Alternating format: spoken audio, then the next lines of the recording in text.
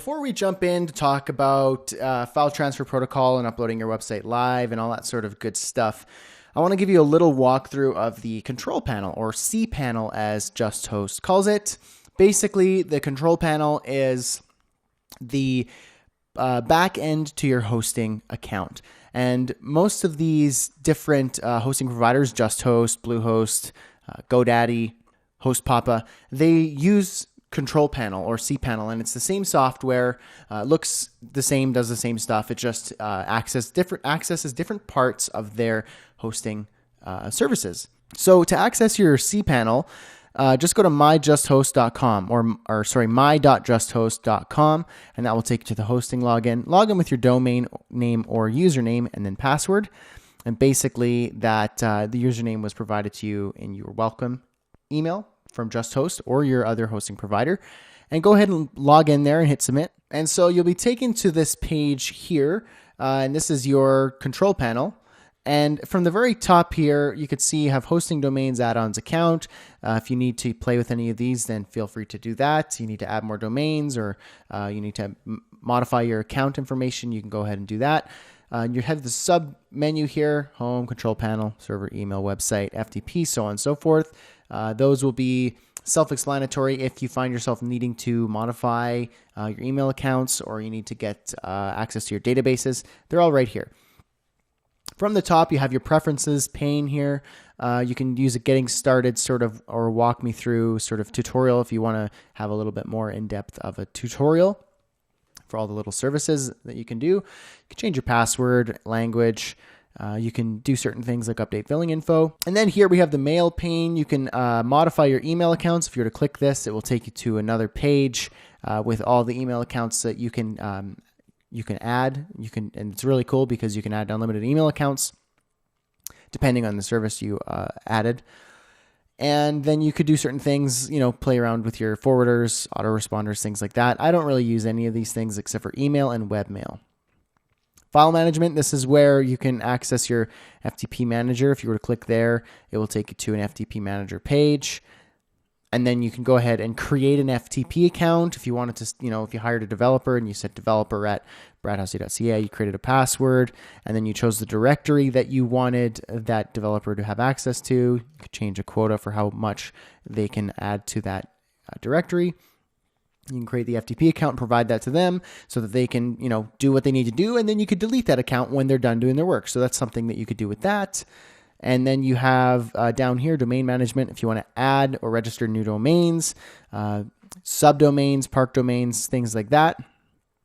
Database tools, this is if you needed to add and remove or play around with MySQL databases, and we will be doing that, especially once we jump into the WordPress section.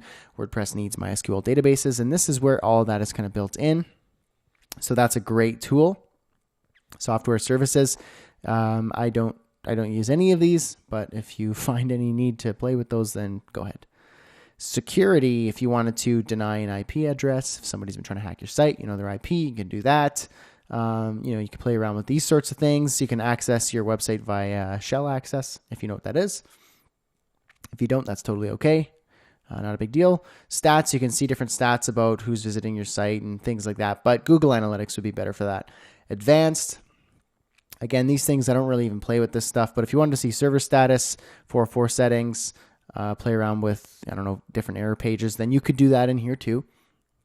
Website builders, this is the only thing that I actually, in terms of their extra tools, that I actually use. And Install WordPress lets you pretty much one-click install WordPress.